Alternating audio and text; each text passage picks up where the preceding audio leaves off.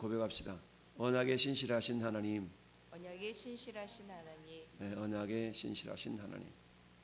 우리가 찬양하는 오 신실하신 주, 찬송가 있는 것처럼 하나님은 언약에 신실하시다. 그래서 신실하다, 우리가 믿을만하다, 믿기에 부족함이 없다.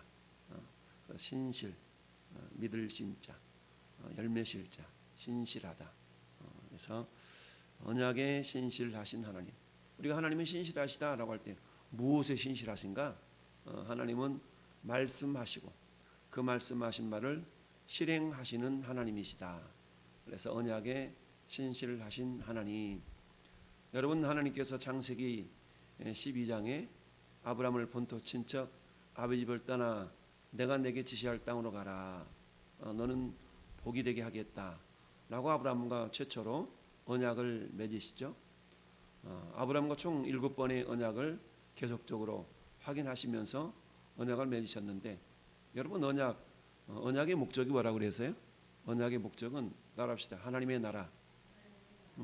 언약의 목적은 하나님의 나라에 있습니다. 즉 하나님의 나라를 언약 백성과 함께 이루어 가시는 것이 하나님의 어떤 언약의 목적이신데요. 아브라함을 통해서 본토 친척 아버지 집을 떠나 갈대아 우르에서 우상을 만들어 팔며 섬겼던 아버지 데라와 함께 결국 갈대아 우르를 떠나게 되죠.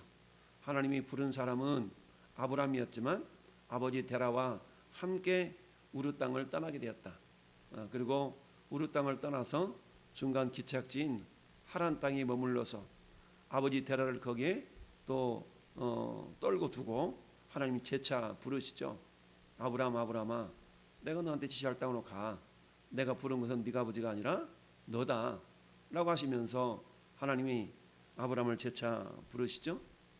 그런데 아브라함이 하란을 떠날 때에 역시 아브라함만 떠난 것이 아니라 조카 롯도 함께 떠났다. 아브라함은 말씀을 쫓아갔고 조카 롯은 아브라함을 따라갔다. 아브라함은 말씀을 따라갔지만 조카 롯은 사람을 따라갔다.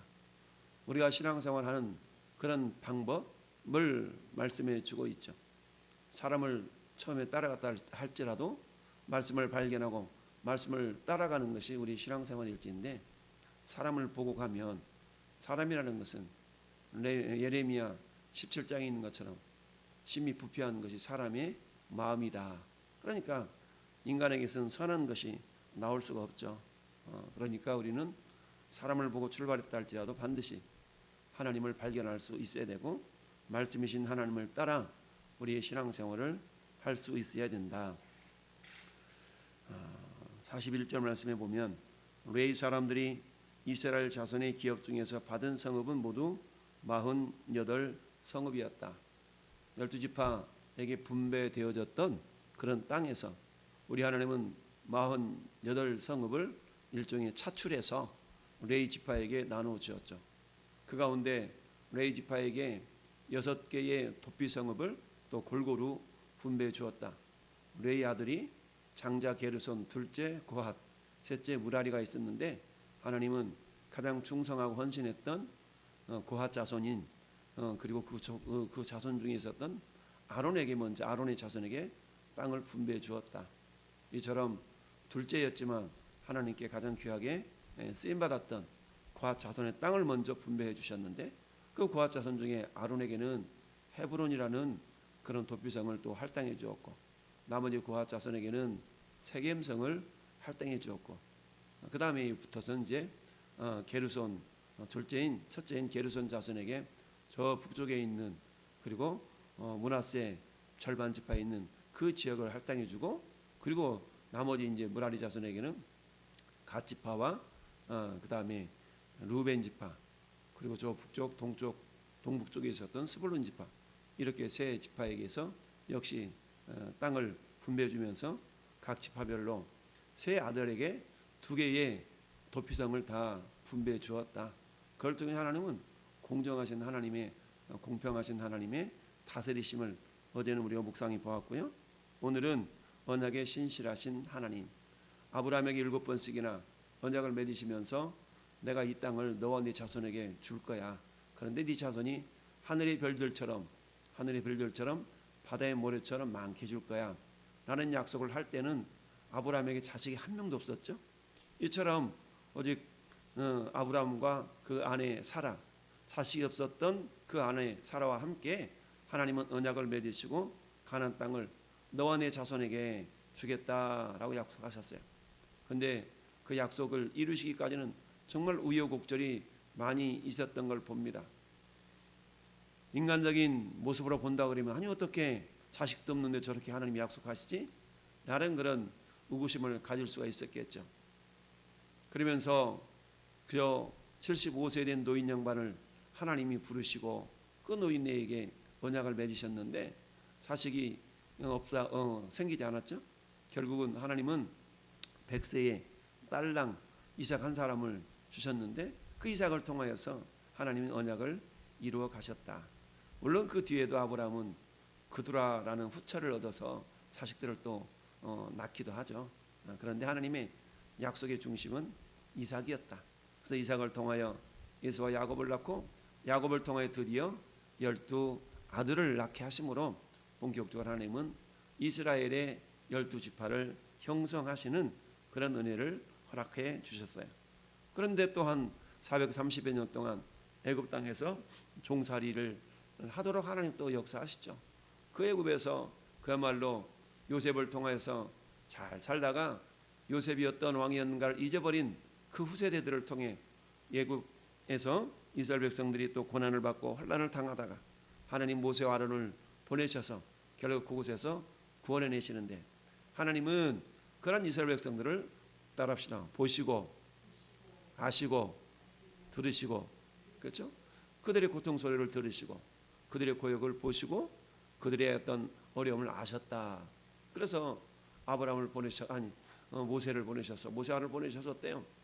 내 그곳에서 이끌어내서 저 다시 한번 가나안 땅으로 들어가게 하게 하겠다라고 하시고 그 약속을 이루어 가셨죠. 그러니까 430년 동안의 어떤 그 종살이하는 모습 속에서는 전혀 하나님의 언약이 성취되지 않을 것 같았는데 그러나 하나님은 결코 그 언약을 잊지 않으셨다.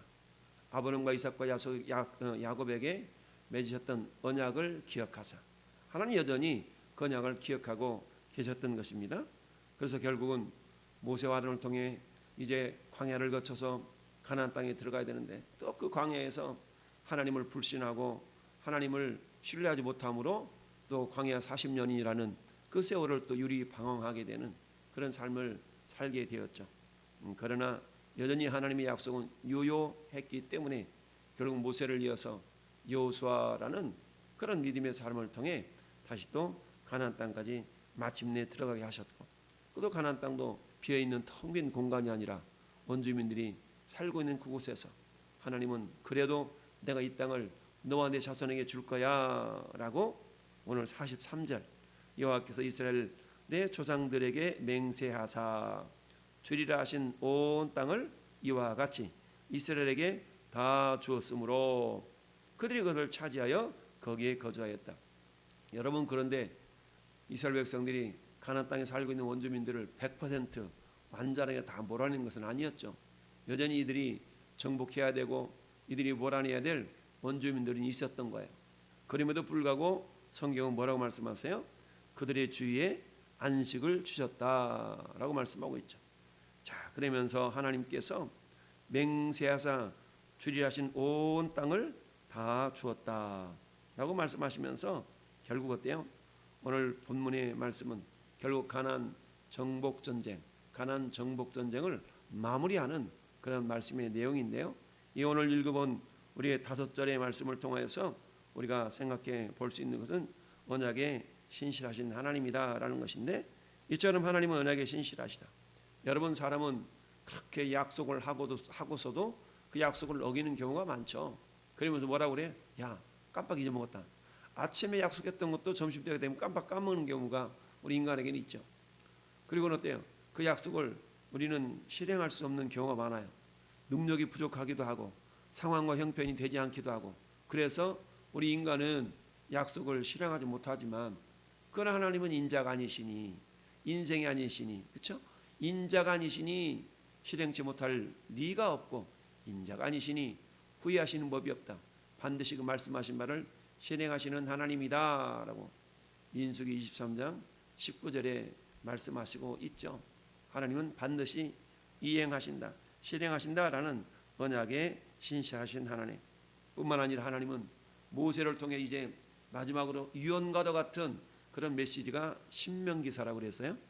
저 이집트 땅에서 건져내서 광야를 거쳐서 이 광야의 노정을 기록한 책은 민수기. 광야의 끝자락에서 이제 그 가나안 땅을 이렇게 내다보면서 모압 평지에서 설교한 세 편의 설교는 신명기서.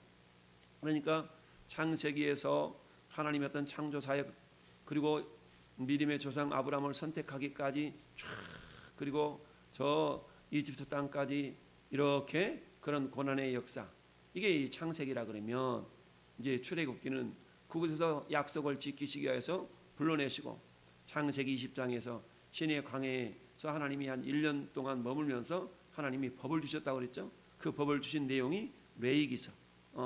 그리고 이제 어때요? 그 레위기서를 통해서 어떻게 하나님을 섬길 것인가에 대한 것을 자세하게 말씀하신 내용이 이 출애굽기의 내용이고, 그리고 그 내용이 레위기서에 기록되어 있죠. 그런 어때요? 그 다음에 이제 40년 동안 광야 생활을 하게 되는 내용이 민수기서. 그리고 어때요? 이제 모압 평지에서 야, 이 강만 건너가면 가나안 땅이야, 약속의 땅이야 라고 하는 것이 신명기서.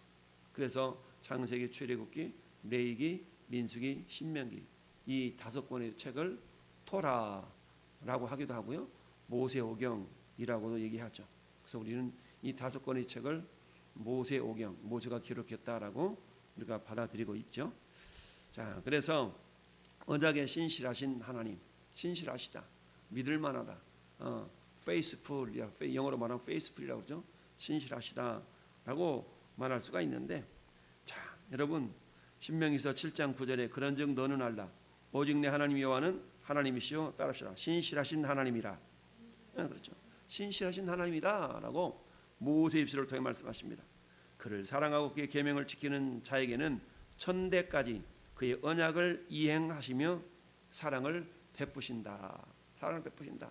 여러분, 오늘도 그 언약의 말씀은 예수 그리스도 안에서 새 언약이라는 말로서 또한 성취되고 있죠. 그러면 언약의 주제가 뭐라고 그랬어요? 하나님의 나라. 하나님의 나라.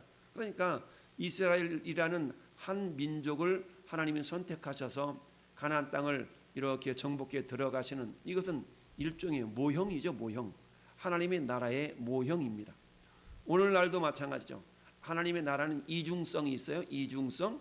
이미 우리는 하나님 나라에 살고 있지만 아직은 완전한 하나님 나라에 거하고 있지 않다. 그래서 이 하나님 나라의 이중성을 얘기합니다. 영어로 말하면 already, 이미, 그렇지만 not yet. 이걸 한글로 말하면 이미, 그러나 아직은, 이런 어떤 이중성을 말하고 있는데요. 우리는 이미 하나님의 나라에 임해 있죠.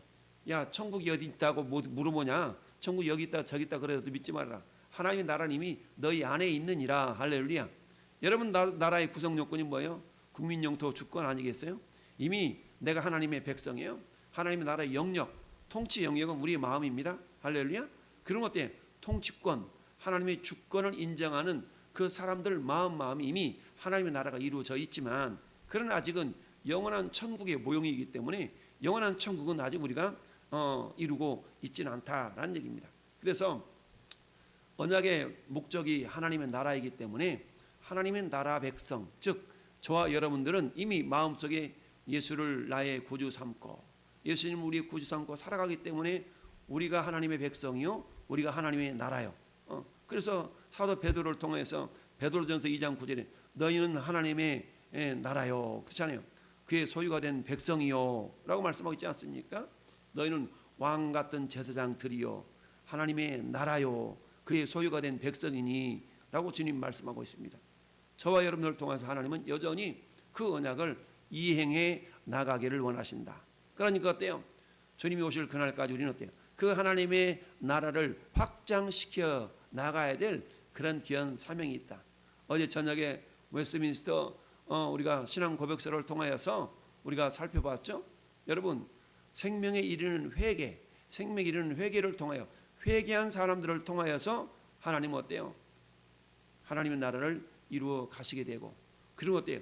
회개 복음이 전파되어지는 걸 통하여서 하나님의 신실하심이 드러나게 된다라는 얘기인데, 이처럼 하나님께서는 언약에 신실하시고, 두 번째는 뭐라고 그랬습니까? 44절 말씀 보니까 여호와께서 그들의 주위에 안식을 주셨으되, 이 안식은 영원한 안식의 예표죠. 여러분, 여기서 이스라엘 백성들 누리는 안식은 뭡니까? 모든 적들이 다 진멸되고 모든 적들이 하나도 없는 그런 상황에서의 안식이 아니었죠. 여전히 그들 주변에는 그들이 몰아내야 될 원주민들이 많이 있었어요. 그럼에도 불구하고 성경은 그들의 주위에 안식을 주셨다라고 표현하고 있는 것은, 중반절 말씀 보니까 그들의 모든 원수들 중에 그들과 맞선 자가 하나도 없었으니, 이는 여호와께서 그들의 모든 원수들을 그들의 손에 넘겨 주셨음이니라. 주변에 있는 사람들, 주변에 있는 다양한 원주민들로 하여금 하나님의 백성들을 향한 두려움을 갖게 했죠. 그러니까 감히 뭐예요? 감히 넘보지 못하도록 하셨다라는 얘기입니다. 여러분, 북한에 있는 김정은이가 아무리 핵폭탄을 만들어서 남한을 위협한다 할지라도 하나님이 보호하시고 7만 개 이상의 한국 교회가 기도하는 이때에, 이 상황 속에서 김정은이가 핵폭탄을 지 맘대로 쏠 수가 없는 거죠. 하나님이 붙들어 주시기 때문에 이 남한 땅에 전하 여러분들이 뭐하고 있는 거예요? 평안을 누리고 안식을 누리는 그런 삶을 살아가고 있다라는 이야기입니다. 여러분, 열왕기상 8장에는 솔로몬이 여호와의 성전을 건축하고 하나님 앞에 봉헌 기도를 드리는 장면이 나오는데, 솔로몬이 열왕기상 8장 54절에 이렇게 고백합니다. 솔로몬이 무릎을 꿇고 손을 펴 하늘을 향하여 기도와 간구로 여호와께 아뢰기를 마치고 여호와 제단 앞에서 일어나 서서 큰 소리로 이스라엘 온 회중을 위하여 축복하면서 말하기를 여호와를 찬송할지로다. 그러면서 자, 그가 말씀하신 대로 그의 모든 백성 이스라엘에게 태평을 주셨으니 그 종 모세를 통하여 무릇 말씀하신 그 모든 좋은 약속이 하나도 이루어지지 아니함이 없도다. 한번은 신실하시다 이 말이죠. 고린도전서 1장 9절에도 너희를 불러 그의 아들 예수 그리스도 우리 주와 더불어 교제하게 하시는 하나님은 미쁘시도다. 미쁘시다라는 말은 믿을만하다, 페이스풀하시다, 이런 의미가 있거든요. 자, 우리 주님은 오늘도 저와 여러분에게 평강 주시기를 원하신다. 할렐루야. 여러분, 아론을 통해 하나님께서 이스라엘 백성들에게 축복하라고 했을 때 그 축복의 내용이 그거 아니겠어요? 여호와 하나님은, 여호와께서는 너희에게로 얼굴을 향하여 드사 평강 주시기를 원하시느니라. 축복하시면서 평강 주기를 원하신다. 샬롬 하시기를 원하신다는 얘기죠. 이처럼 그들에게 안식을 주셨다. 그러나 그 안식이라는 것은 영원한 안식의 예표가 된다라는 얘기입니다. 그래서 우리는 영원한 안식이 여전히 남아있죠. 그래서 그 영원한 안식을 이루기까지는 어때요? 여전히 악한 마귀 사단이 우리 마음 가운데에 우리로 하여금 그 안식을 누리지 못하도록, 안식을 신뢰하지 못하도록 여전히 우리 마음의 평안을 깨려고 하는 그런 어떤 사단의 괴계를 우리는 어떠해야 됩니까? 그냥 내버려 두는 것이 아니라 피 흘리기까지 싸워라 라고 주님이 말씀하고 있죠. 가나안 땅을 정복하고 정착하기까지 그들이 전쟁을 이루어서 나갔던 것처럼 저는 여러분들이 오늘날에도 역시 마찬가지죠. 여러분, 우리가 피 흘리는 그런 싸움, 그 피 흘리기까지 싸우라라는 얘기는 무슨 말이에요? 죽음을 각오하고 싸우라라는 얘기죠. 오늘날도 주님은 우리에게 말씀하십니다. 수고하고 무거운 짐진 자들아 다 내게로 오라. 내가 너희를 쉬게 하리라 라고 말씀하고 있습니다. 나는 마음이 온유하고 겸손하니 나의 멍에를 메고 내게 배우라. 그리하면 너희 마음에 쉼을 얻으리니 이는 내 멍에는 쉽고 내 짐은 가벼움이니라. 할렐루야. 오늘 한 날도 우리가 주님과 동행하면서 주님이 약속하신 그 약속을 하나하나 이루어가는 그런 언약의 통로들, 언약의 주인공들로 하나님 우리를 부르신 줄 믿습니다. 오늘 겸손하게 말씀을 의지하며 신뢰하며 나아갈 때에 하나님의 샬롬이 우리 가운데 임하는 것뿐만 아니라 언약에 신실하신 하나님을 우리는 말씀을 통하여 경험할 줄로 믿습니다.